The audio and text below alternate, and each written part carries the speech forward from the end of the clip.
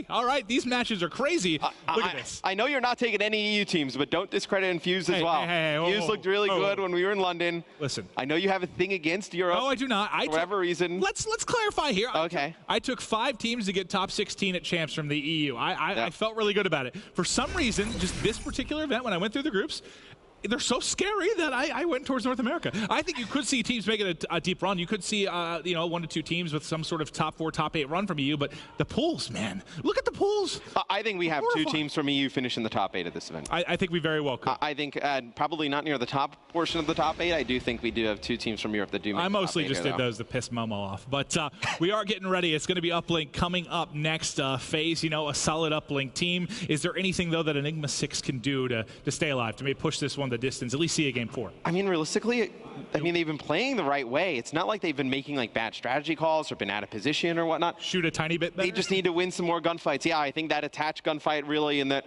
big round kind of sums up what's gone wrong for Enigma 6 in here. They just have not won the big crucial gunfights. That's the only thing that separated them from FaZe in this first series. No, I agree with you. This has been I guess, as hotly contested as we thought it would be when we talked about this. We thought it would be very, very close, and we've got everything that we wanted. But so far, FaZe is stepping up to the plate. I was a little bit worried, I guess, if you're a FaZe fan and, this is back-to-back events where you're looking at it and saying, hey, they could really win this. I was a little bit worried that maybe they come out slow. If they lost this series, that's... Whew. We've been saying that for a while, that they look like they can win this event. I mean, even last year, we were like, oh, they're due. They're looking great. They come in. They're nowhere to be found. I mean, I feel like in this game, they were great at PSX, right? You go into a different event, though, in Vegas. We expected them to kind of carry over that strong play. They do, just not good enough to win it. This one, though, looks like where they come in, they should be the clear-cut favorite. I still worry about them, though, later in the tournament. Yeah, but that line there, it's kind of tough. Part of me agrees with you that, yes, they're sort of my #1 team, but clear-cut favorite. There's 6 teams legitimately that could, take this right now. This is, I mean, from a competitive standpoint, from a global standpoint, I mean, this just seems to be as big and great as God has ever been. When you see how many teams are coming from Latin America, from APAC, from Europe, and teams that actually have a chance to make a run, I'm really curious, while we have a little bit of time here before Map 3, what are your chances, your odds kind of for a team from APAC making out of open bracket, getting into pool play? I mean, it's tough. There's a lot of really strong teams in open, and you just don't know how great a practice they've had. Mindfreak has been here for a few days. They've been boot camping and whatnot. You just don't know how much they can learn in those few days and kind of adjust their style of play to make it in. And also Mindfreak, now with Excite, Dan's now on Tainted Mind, so a little bit of a change up. Oh, come on, man. Hey, yeah, Google Excite. Excite on Mindfreak and a picture of Jack Courage Dunlap, and I am... He's the Australian Courage. Positive they're related. But here we go. Into the rig draft before we hop into the Game 3 uplink. The biggest change you're going to see kind of standing out here, you're going to see FTL jump used quite a bit, as we did see the Synaptic come out during the most recent rule update. And that's, we haven't seen, I guess Silly's play the other day in the 2K was one of the crazier ones I've seen with FTL Jump. I'm excited to see what more that can provide. Yeah, I saw that one all over Reddit. That's really the first great use of FTL Jump we've seen. Yeah. So I think that one we'll kind of see how it plays. Maybe it stays. Maybe players obviously opt for something else. The weapons take a very long time to charge up, so we do not see really any weapons so far in competitive play. But I'd love to see them kind of make a resurgence somehow. These videos, I'm trying to think of the number of times you and I watched these. We were writing some of the scripts for these, for the other videos we're going to use these for. We must have watched these 400 times. Yeah, no, that was... We know the maps very, very well. I know this map very well. I know all the maps very well. Scripting things with Maven's very interesting. He likes to use the same words over and over again. I read it and it just reads just one big long thing. I right click and I go thesaurus. They come out really bad. Give me a new word here. But we're just moments away from hopping now into the Game 3. I guess for you, does FaZe close out here, or finally does E6 get a little burst they need at the end to close out the game? I think FaZe does close this one out here. And I think, Enigma 6 does put up a good fight. I just think all the momentum is in FaZe's favor. They know how important this match is. Clay, I mentioned earlier in the series that he talked about if they got by Enigma 6, he felt like they were going to just take the momentum and steamroll through the rest of the group, the rest of the tournament. So the guys on FaZe, they put a lot of pressure on themselves coming into this match. They know how important it is. I believe they close it out. I wonder what it would look like with Enable's red hair on my head. He's got great hair. It's I just went on a while talking about how important this match was, and the only thing you could think of to say after that was what you would look like with red hair. I do say, I do like bald Maven much better than strangly hair Maven. It's much better. I feel like some sort of special model. I would feel bad for whoever's product you modeled. It would. It's true. No one would buy it. Nobody would buy it, no. But all right, guys, it is time. I can see they're loading in. It's time for precinct uplink phase. Looking to close this one out 3-0 in our first matchup, Pool A, to kick off MLG Atlanta Open. And remember, there's $200,000 on the line, and we're kicking things off with Proto. I mean, $200,000 and a ton of pro points. We discussed how important pro points were earlier, you know, in the pre-show. If you missed it, I'm sure you can go all over social media, get updates on what we talked about. But pro points so important for the rest of the year. You have an opportunity to earn a ton here in Atlanta. You see Clay getting that drone, going in for a fast 2-point score for Faze. And they've got 2 players locked down on the base. I think it's attached that's kind of rotated back, and never mind, he ended up dropping because he had some key gunfights to maybe win a drone, and they could have kept the rally going, but Ruiz did enough to distract, at least for the time being. And you see Faze putting a lot of emphasis on the top side of the minimap. That's the area you want to control when you're attacking that goal. You want the spawns for Enigma 6 to come in that back alley. You can bring the drone straight through this area where Enable is. You get a guy locking down gas station. You're able to just bring this drone up the street and get some easy scores. That's 3 down, and that means go, go, go. 1 player here on defense to try and hold him off. Oh, I think a little bit of a mantle there, unintentionally trying to go vertical maybe and get the toss off. It was actually Cade staying alive that mid-street for a very long time. There were players coming through this top ticket area, and then Proto was able to pick up 2 of those. Cade in the middle street was able to lock it down. That one looked like it could have been a good score opportunity for Faze, but it was shut down by the 2 players on Enigma 6, Proto and Cade. Well, you're still feeling pretty good if you're Faze, since all early aggression has been from your side. General trying to say he wants nothing to do with it, able to win 1 gunfight, but he gets answered by the NV4 of Enable. Enable actually ends up finding 2, and it's Zuma pushing forward. Clayster with the 3rd, the 4th for Zuma, locking him down, back alley, drops on him. Hello, 3rd, would you like some candy as well? Guns him, Scarab up. I don't know why I said candy. Yeah, now this is a very dangerous position for E6. You see they're trapped in that back alley. They need to push one way together. So you see one person coming to challenge Zuma at the top, one person going down gas. You need to just flood out together as a team, overwhelm one of these players, because otherwise you're going to let players pick up easy, no 2 pieces. As you try and funnel out 1 by 1, you're going to give up some more easy scores right there. A 1-point play goes through for Faze. As much as that was huge from Zuma, getting those kills at back alley, that was really a full team effort, right? Enable kind of opened it with a 2-piece. Clayster gets 1. Zuma gets the final, and the rally comes in, and they're able to add on, make this a 5-0 lead. And this is really the first drone control / attempted offense we've seen from the side of Enigma 6, and it gets shut down pretty much immediately. Yeah, it's the first time E6 touches the drone. They throw it forward for some yards. They try and slay out. They don't pick up any of the kills.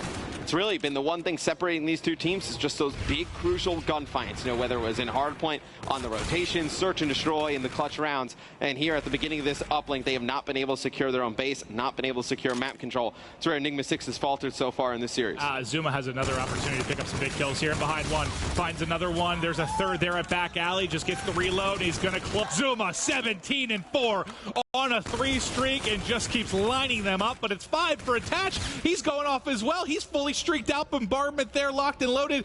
This is a blowout. It seems like the heart has been ripped out of Enigma. Yeah, Zuma is cooking right now. I mean, 17-5, absolutely dominating the beginning of this game. And when we talked with Clay the other day, we asked him, you know, who do you think the best player on your team is? He said Zuma. He's like, the stuff that Tommy is able to do is just unreal. You see putting those skills on display here. I mean, he's got, close to as many kills as the rest of the team for E6. I think they have 20 plus. He's sitting at 19 right now. This is just a disgusting performance from him. Triple positive. We'll see if he can keep it up. Now, E6 is not out of this, Matt. They can certainly come back. We know they've played them tough, but they just are burying them here in the first half. Yeah, if you're E6, I mean, obviously you want to put up points here in the first half. At best, you want to just stop the bleeding. No more points. You cannot give up any more points to Faze here. As I say that, you get a 4 dead. This looks like it's going to be points. You're going to be clawing your way out of 6 feet under right now if you're E6. Yeah, I mean, you see the players just lining up in the back alley for Clay. An easy 2-point opportunity there. Faze still with control of the E6 base. Zuma 22-6. Not a lot right here for E6 in the first half. I think you go in the second half, you just kind of erase this first half from your memory. You get to start to close the gap a little bit. E6 definitely not out of this yet. I feel like they set up a meat grinder there at that back alley corner. They're just running out and getting chewed up. There was nothing they could do. Like this, you had 2 people hard aim basically at that corner, whether it was Clay, Zuma, just destroying them. It's been tough because obviously the easier of the two options is to go out towards that gas station, take control of that mid-street area and work your way back. But with the top map control going all the way towards Faze, they're going to win all these gunfights at range with the NV4s and the positions they're playing at. So E6, you almost have to flood through that back alley. They haven't been able to win gunfights there. They've been trickling one by one. Another score goes in for Faze Clan. They're positive 30 right now. Yeah. Can we, like Zuma, what did Zuma just do to Enigma 6? Was he 29-8 at half? You all right, Tommy? Yeah, I mean, he puts together one of the best first halves we've seen in Warfare ever. Yeah. 29-8? Yeah, that is very impressive there from Zuma. When you got a guy being that explosive, you know, that dynamic in power positions, it's very difficult for the opponents. I mean, look, Enigma 6, they could have just flooded through the back alley. Maybe they kill Zuma, maybe they don't. They have 6 more kills than Zuma. 6 more kills. 35 to Zuma's 29. Make it 30.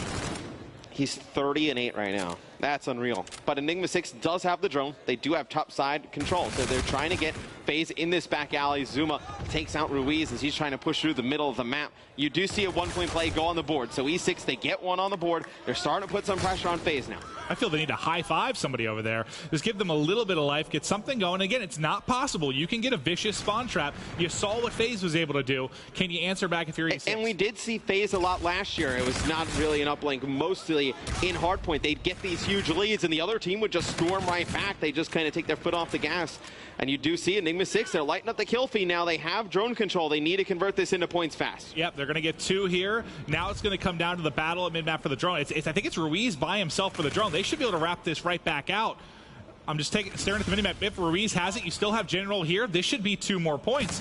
They have to fight back for drone spawn, but this NV4 is being such a thorn on the side. That's going to be 2 more. All of a sudden, it's 13-5. You still got 4 minutes to work with. Yeah, so what Faze tried to do there, they tried to rotate out gas, try to get towards mid-map. Proto picks up 2. You get another big gunfight. I believe it was Ruiz towards the middle of the map. You get drone control. General locking down the back with the NV4's players try to flood through the back alley. And that's what led Enigma 6 to some more points. But now Faze gets control of the top ticket area. They should be able to get drone control here. Yeah, they got a little bit sloppy maybe for a minute there. Couldn't decide about how they come on to retake mid-street, retake their base. That time it worked out. They got all 4 up. They grouped up. They burst out together. And they're able to regain control. But you saw some life from Enigma 6. They certainly aren't out of this yet. You just need a couple more stretches just like that. And a big kill there from Proto as Clay's trying to put some more pressure on the Enigma side of the map. And what you're seeing Faze start to do is they're funneling through that top area of your minimap, through the ticket area, over towards back statue. That's going to force Enigma 6 not to go on the offensive. They have to rotate, have to play out of their own base. If Faze just keeps playing this position for the rest of the game, they're in a good shape, but it's going to be General with a big 3-piece, and now he's going to push forward. Let's see if E6 can turn this into points. He's got Camo to work with as well. This should be 2 more. Getting through. All of a sudden, it's 13-7. They're climbing back in. General going vertical, trying to turn and find him, but it's attached. Getting 2 clutch kills at home. But just as that's at 7 in 2.5 minutes, you can do this. 7 more. You're halfway through. That's a 14-13 game. But Clayster's got the drum. He's trying to dip to the side. Can't win the gunfight, though. That's going to be 2 down for the moment for Faze Clan. This would be one of the most absurd comebacks I've seen. I know this map can play that way because you can get those crazy spawn traps, but that was one of the most dominant sides we've seen from a team and from an individual player. And Zuma, like Zuma's on pace to drop 50. Yeah, it was a crazy first half from Zuma. He started to slow down here a little bit in the second half, but as long as Faze does not get spawn trapped, they just keep funneling through this top ticket to close this game out. E6 would need to get pretty much on 4 dead right here, get spawn control to be able to make a comeback. They got what, I think it was like 5-point rally to start the game, so you'd need a little bit more than that. But Attach is trying to hold ticket in mid-street. Enable also locked down. They basically had 4 people in and around ticket, right? Just shutting that down, playing either around tarps or inside a ticket, because that's the key push that we saw Faze doing over and over and over again. They don't want it to happen to them again, and now they've been winning those gunfights, which they weren't doing in the first couple of minutes. Drone here, maybe 10-15 seconds, and then a 1-point play from securing this game. Right now would really be a miracle for E6 to come back. They do have the drone in their hands, and they're going to try and run it towards the top side of the map, but the kill is just being traded out so effectively from the side of Faze Clan. They're just bringing this drone, over towards statue, throwing it down, and winning the gunfight. As much as it was a first half kind of carried by Zuma. The second half has been attached. The number of times he's come up with 2 pieces in and around the drone as he's trying to hide from the bombardment, the melee. But attach has been just massive. But look, I mean, they use these streaks. They pick up another kill, and Clay gets to even go on the offensive there. Just under 40 seconds remaining. This looks to be a 3-0 from Faze, unless there is some sort of Enigma 6 miracle. Ruiz does have drum, getting inside a ticket, trying to find points, but he gets cut down by Clayster before he can exit, and surely that is it. Clayster's got camo out. He's looking to finish up some kills here before falling. Faze does it. They get a 3-0, and in this pool, that's a huge 3-0. Yeah, and look, I mean, Enigma 6, they played Faze very strong. You know, it's going to be a 3-0 in favor of Faze, but you look at these scores outside of this uplink where it got out of control in the first half for E6. The hard point, very close, decided by maybe one hill, few gunfights, and at Search and Destroy, only one round, but it'll be Faze getting a 3-0 win over E6 in our first match of the day. Well, the fans let Faze hear it. That was an incredible performance. But all right, obviously we're high on Faze. We think they're maybe the top team coming in. What did you see from E6 that you liked, though? Because obviously you played them tough in the first 2 games. Was that? I think it said a lot how they came back in the second half a little bit. Without a doubt. Too. I mean, they were buried. That's got to be frustrating to deal with someone going 30-8 or whatever it was in the first half. You're down 7, or sorry, what was it, 11-0? Yeah. Yeah, 11-0, and then they mount the comeback. It was close. So if you're Enigma 6, you played a very smart game. Hard point, your rotations were on point, just did not win the gun battles. The Search and Destroy you let get out of hand. You should have won that one. Going into the uplink, you know, you just got to kill better in that first half. Really, you can't get spawn locked for that long in the back of the base. And I think really the story for them is you're going to have to find somebody to step up in that Slayer role with General. That's very, very true. But, guys, that is going to be it for the Faze Enigma 6 matchup. It's going to be Faze 3-0. We've got a quick break, but a lot more action to come. Seconds left before we rotate to what many consider to be where they need to go.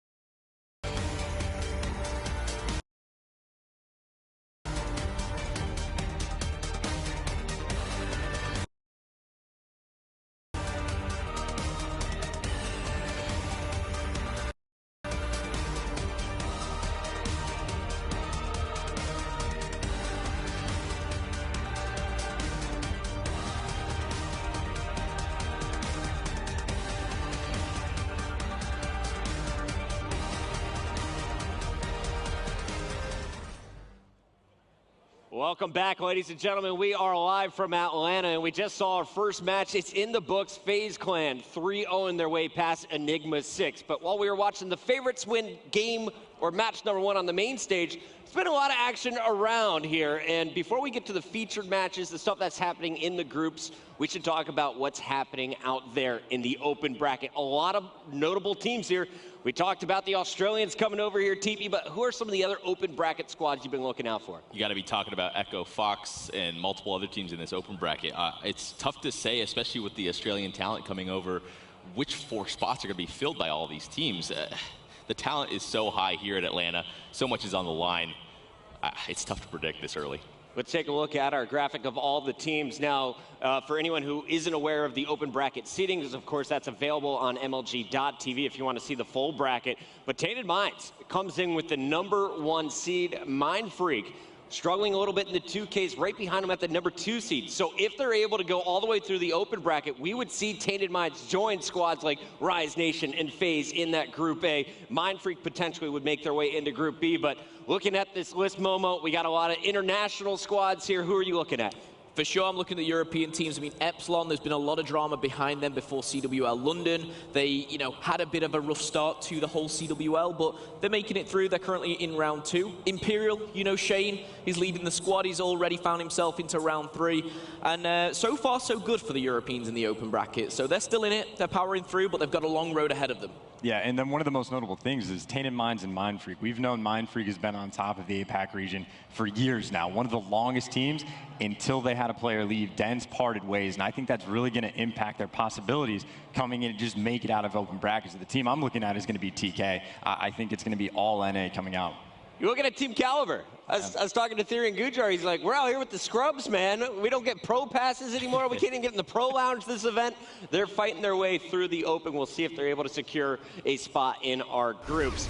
Now, that's what's happening in the open bracket. No gameplay to show you there, but already we are on upset alert here when it comes to the pools. The first one I want to talk about, Infused, currently up 2-1 over Rise Nation. Let's start with the hard point. Fellas, what did we see in game number 1? A really slow start coming out of Rise. I think both Looney and Vicento were double negative, 5-6 minutes into the game. And really just across the board, it was really impressive stuff coming out of all the players on Infused. Right now, you're going to be looking at Fellow. He's going to be able to pick up all 4 players. But again, the rest of his team was just not going to be able to put him up in. Yeah, it's got to be frustrating for Felony because he started off so hot. But unfortunately, they kind of fell behind.